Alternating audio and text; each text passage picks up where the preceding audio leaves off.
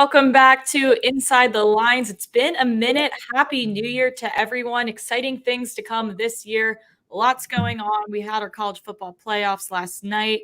We were right on a couple leans there, going over 500, and those player props Jake gave out as well. Today, we got a lot of NBA, a lot of college basketball, time for all of the questions. So let's get right into it because there's always a lot to cover. We'll bring in Steven. We will start with the NBA tonight. A couple model value plays we like here. We'll start with some props with my guy, Joel Embiid. Yeah, he's missed, I believe 5 games, but he should be fresh. There's absolutely no indication that he'll have a minutes restriction or anything. So the model, given that he's been, averaging, I want to say 5 more points, rebounds, and assists than he did last year during his MVP season, is pretty amazing. Even though they try to make up, he and Andre Drummond when they're teammates, they've had kind of historically a beef with each other. And in the last 3 games that he's played versus Drummond in Chicago, when Drummond was with Chicago, he's had a 54 and 60 in 2 of those games. One game, he only played 16 minutes. I believe he got hurt, but he still had 26 points, rebounds, and assists in 16 minutes. So again, if he just using his recent history, he's right nearly at 1.5 points, rebounds, and assists per minute in this matchup. Mm-hmm. Let's move over to CJ McCollum. I see the Pelicans playing. I always want to look for Trey Murphy. They still don't have his line out yet, but I'll be damned if I'm not looking out for it come later towards the It's annoying that they don't post it early. I guess it's, there's always a concern on late swap and Zion being out and whatever. I like McCollum. The model is just a 28.5, so it's not great statistical value at -113.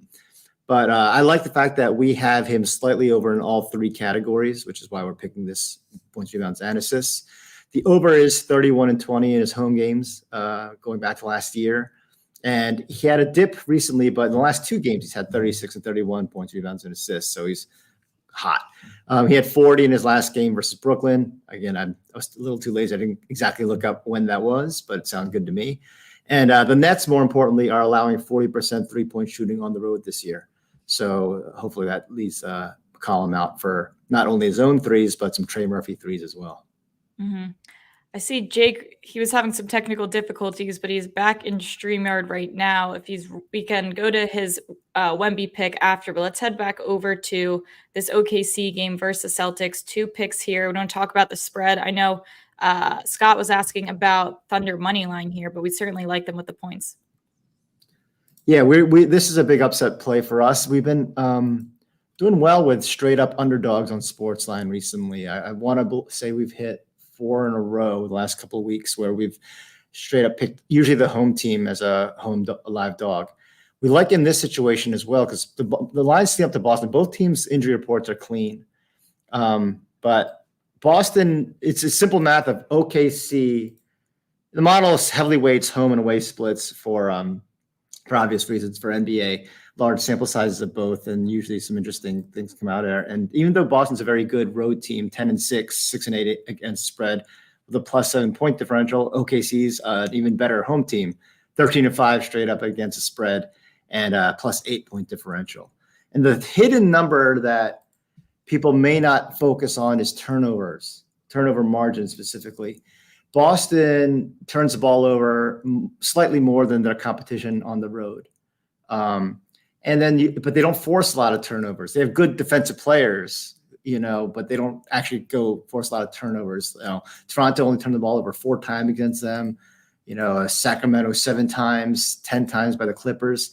So meanwhile, at home, OKC, and the road, they're very good. They're +5 in turnover margin at home. So those numbers are translated, and players like Josh Giddey are playing better recently. So we are projecting a +4 edge by OKC in turnover margin, which is why we like OKC against the spread, because they're simply getting slightly more possessions. Well, let's talk about a player who might have some things to do with that. Lou Dort, someone who's had success against Boston in the past here. We make his point projection 12 points. Yeah, I mean, Dort is a little 3-point dependent, obviously, if he's hot. But when he's hot, he's really hot. He was 4 for 5 his last game. He had a 5 or 6 3 games ago. And more importantly, he's a critical defensive player on the perimeter. So you got to figure he'll play a lot of minutes against Boston. out of necessity. Yeah, I like that they're just trusting the players that are going to get minutes through 4 quarters. Let's go back to Jake's other prop. He's still having some difficulty, but I'm going to have you take a swing at it, Stephen, with Wemby and his PRA here. All right. Earlier in the day, I didn't see him listed, so I don't know if there's always – he's not listed on the injury report, but obviously his number's out there. So we like him for 33 points, rebounds, and assists. Memphis had a good defensive reputation last year. They had a good, great team, allowing 109 per game at home last season. But that's up to 113 this season. And since Ja's been back, they haven't been shutting down teams because Ja's been, he's an offensive benefit, not necessarily great defense. They just get 123 to Sacramento at home. They held Indiana impressively to 103, but they haven't been. They allowed 142 to Denver in a road trip. So Spurs, meanwhile, statistically average just 108 on the road. They've been showing some signs of snapping out of that. The last 2 road games, 2 in Portland, 128 and 118 offensively, 119 against Dallas, 119 against Milwaukee. So I think that's why I like Wemby. I agree with Jake that there's good value in him going over this number. He's just had 31 in 24 minutes. He's been going over this number despite playing only 24 minutes in 3 of his last 4. So hopefully they're not doing any kind of load management with him. It looks like they have been resting him off and on, these last 2 weeks. So that would be the only concern, that our projection of 29 minutes ends up being high. Okay. Yeah, if he's hitting it in 20-some minutes, maybe it's a safer bet than we think. Let's move over to Big Cheesy's question about Kings Hornets. The line set there at 231.5. If we have any value on the under here. We do. We have value on the over in this one. And, and I don't trust it. We like Charlotte to score well over their 107.5, 108.5 team total. It's because Charlotte for the year is actually averaging more points on the road, +2, than at home. And last year, they was +4 more points on the road than at home. And then Sacramento at home this year and last year allows considerably more at home because they play just generally faster pace with more possessions. So we actually like the over based, and that's what's driving the model very clearly to me, is this aberrant more points per game by Charlotte on the road and more points allowed by Sacramento at home. Right. I see Big Cheesy also on the Warriors -2.5. Love that for you, Big Cheesy. Do love that as well. Not as confident as I would have been. Recently Golden State's the model likes it because we have Orlando coming, 2.5, 2 points under their team total, because overall for the season they average 8 fewer points on the road, 109. But recently, again, they only scored 107 last game at Phoenix, but they've been showing signs of scoring more on the road. I mean, these are against, lesser defenses, but 127 at Washington, 117 in Indiana, 114 at Milwaukee. Meanwhile, Golden State, since Draymond has been out, it's been allowing a ton of points in some circumstances, 132 at home, 126 to Boston, 118 to Washington. So they're not a good defensive team right now, and they're getting more time for players like Trace Jackson Davis, a rookie, and I don't think that could help them offensively, but I don't think it's going to help much on their defensive side. Wonder what his prop line is. It's 20.5 points, rebounds, and assists from earlier today, so we don't have any value on it, but he has been playing some 26 and 29 minutes the last 2 weeks. I got a double 2 games ago and 17, 6, and 2 last game. Could be worth a look. Worth a look. All right, let's move on. I don't see any more NBA questions right now, but if you think of them, please feel free to ask them in the chat. Let's move over to 2 NFL games that might be worth taking a look at now before we get later into the week here. We'll start with an actual act now play that's been seeing a good amount of line movement, going to Chicago, headed to the Packers laying 3 at home. We have them projected to win by 6 here. Yeah, so we like the over by a couple of points and Green Bay to cover by a couple of points. So obviously it's because we like Green Bay to score a couple of points more than their 23-ish implied total. It's understandable because Chicago's defense has been playing really well. I want to say they've held 5 of the last 7 opponents to 17 or less, some in that range. But Christian on the road for the season, they've allowed over 5 more points per game on the road, over 25.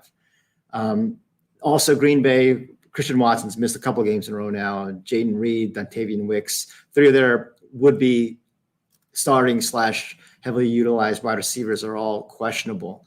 But there's, Jordan Love we've had this great pun, spread the love around all his receiving targets.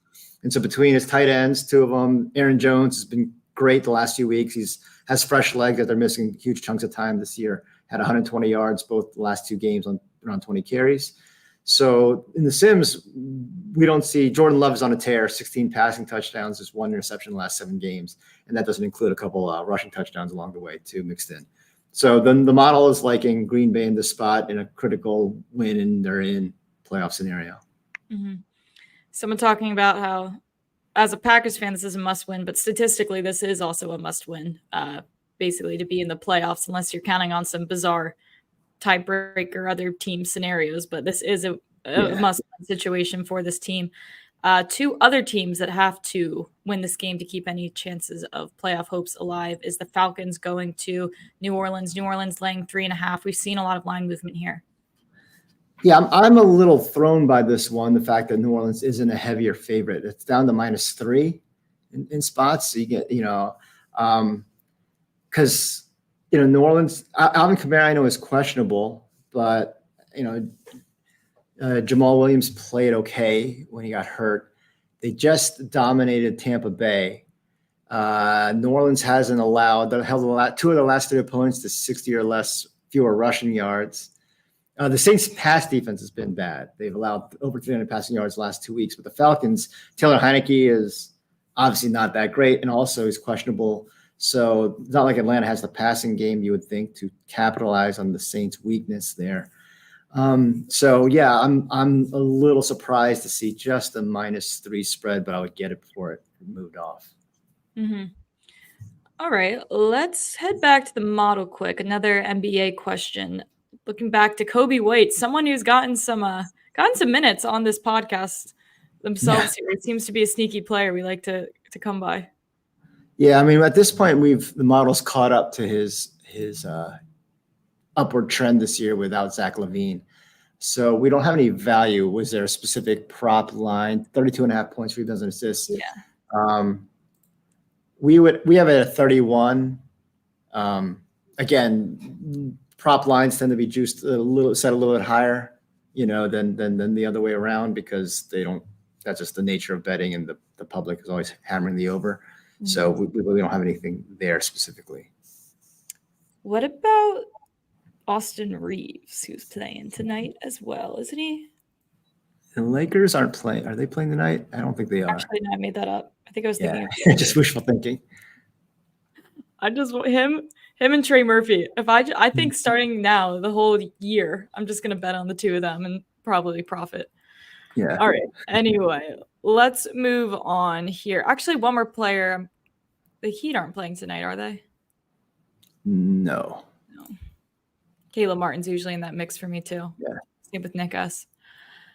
All right. Good stuff there. Let's head over to Jake's props. I'm going to bring him in audio-wise. He's tuning in from the phone. Wasn't going to miss it because he has some college props that I know nothing about and would have no shot of telling us about them. So let's start, Jake, here with your parlay, Harvard money line and Purdue money line. Yeah, I'm gonna blame the cat for stepping on my computer and cause it to pay off. I'll get my homework, Jake. That's 2 dings for you in the last 3 weeks. I know. No, honestly, my computer was working perfectly before. Then I went and plugged it in on my desktop and then everything went to crap.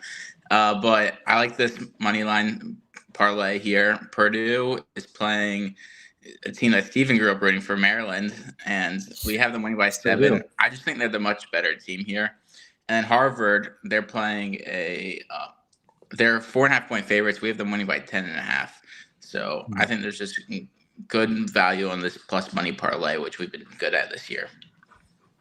This is reminding me of like a radio show And we should totally start audioing in. First time caller, many times listener. Wow, great to hear from you. We really appreciate our loyal fans, Jake. All right, let's Until I have a face for radio. All right, let's move on to a player on the Howard Stern show. Yep. Yeah, really. Yeah, if anyone's interested in coming on the audio show, maybe we should make that a thing for the live chat. Okay, moving on. Let's head over to 2 player props we have. We'll start with UNC. Very Hollywood team for you, Jake. I know. We have value on Armando Bacot too, but he screwed us last time. So we're going with Harrison Ingram over 5.5 rebounds. Yeah, he's dead to us. He's dead to us. So he's hit 7 rebounds the last 2 games. Pitt likes to shoot quite a bit of threes. That was my dog. Wow, that was crazy. And we have him for 6.3 rebounds here. I like the value here, especially he's hit it more than 50% in his last 10 games. He's a pretty good rebounder against a team that's shooting a lot of threes. 5 of his last 7 games because he's been over. Yeah, I'm surprised it wasn't at 6 or 6.5 when I looked at it. So, like, while you said you're surprised that it's like a big key team that I'm betting on, it's like a lower key prop. So I'm making it up for that. That's fair. That's where I really trust you. All right, let's move. High total. Yeah. Yeah, it's a high total. There's going to be plenty of shots going off in this game. And, UNC, between Cormac Ryan and RJ Davis, they shoot a lot of threes, so there's a lot of offensive rebound opportunities in this game as well. Mm-hmm. We got someone shouting out. You can get that parlay from earlier at plus 112 on FanDuel as well for those shopping around there. All right, let's go to one more prop here. Headed over to Baylor. Baylor playing Cornell. 16-point favorites. But you still think we can get this prop done here? Yeah, Jacoby Walter. I like that it's 16 points, not 20, 25 points for Baylor. So they think Cornell's going to be somewhat like aggressive and somewhat play them somewhat close. So that's why I like this Jacoby Walter prop. He's very hot and streaky, but he's coming off a big shooting game where he made 5 threes in his last game. We have him projected for, I think, 17 or 16 points here.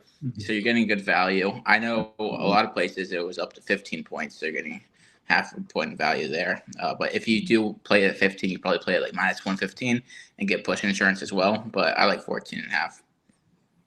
Just out of curiosity, is it similar that, like, at what point spread are you concerned that they're going to start sitting in the third, fourth quarter? Would it be like 20, 25? Yeah, 25 for college. It's a little concerning, but they're big. Yves Misty, he missed last game. I don't know what they're going to do with him this game. So if he's out, I think it could be even closer. He had 26 points his last game, and Baylor won by 59 points. Yeah. So and the good thing is usually you get big leads by hitting your number first, right? Exactly. True. This is true. You can always look at it that way. See, Scott asking about hockey picks. Speaking of, poor John has just been down bad the past 2 weeks, fighting COVID pretty heavily. So we're just hoping he gets better. Keep John in your prayers. He has not had a fun holiday season for sure, but when he gets better, we'll be back with some hockey plays. Absolutely. Again, as this NFL season dwindles down, the college football season dwindles, we'll be hitting plenty more hockey there. All right, just another question quick about Bacot. His rebounds, Jake, we did have value on as well. Yeah, his line's at 9.5. We have him for just over 10. So there's some value there as well if you like the Bacot's rebounds. But I think the thing why I like Harrison Ingram is Bacot takes up a lot of space and he boxes guys out, allows Ingram to crash the board. But there's definitely value on Bacot if you like that as well. Yeah. And Steven, you've been doing some shots on goal stuff for hockey, so maybe we'll roll some of that stuff out coming up.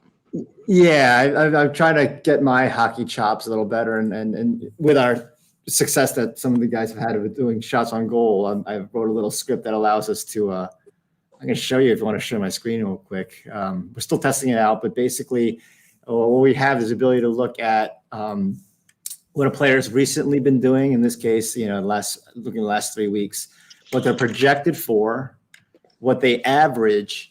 And then if there are any players at their same position who are normally part of the skating rotation who are out, and what percentage of team shots on goal the players who are out account for. And then what we're projecting for the team total and versus what the team averages home and away. And then I'm just going to start looking for interesting opportunities where I'm looking for players who, are projecting for more, averaging more recently. So I don't know. This player's got a 2.6 average last 10 games. We're projecting for 2.7, which makes sense given that trend. But his averaging only 2. So if his line were say at 1.5 with anything less than say minus 150 on the over, that would be a good play there. So unfortunately, I don't have a link in with the actual feed yet, which would allow us to actually make plays automatically. Well, between this, we're doing some NFL draft prop work where we're doing a lot of stuff. So we got a lot of exciting models and analysis coming out for you guys. Yeah. Yes, lots cooking behind the scenes, lots more analytics numbers to be headed your guys' way. That is all we have time for today. If you have any questions, feel free to reach out to us on Twitter. We're back on normal schedule. We'll be here through the rest of the week. Lots of football to be updated on. We'll start to hit the college football championship probably closer to Thursday, start attacking that and some prop lines as well. Jake will be ready for that. So with that said, good luck with your bets tonight, and we'll see you guys tomorrow.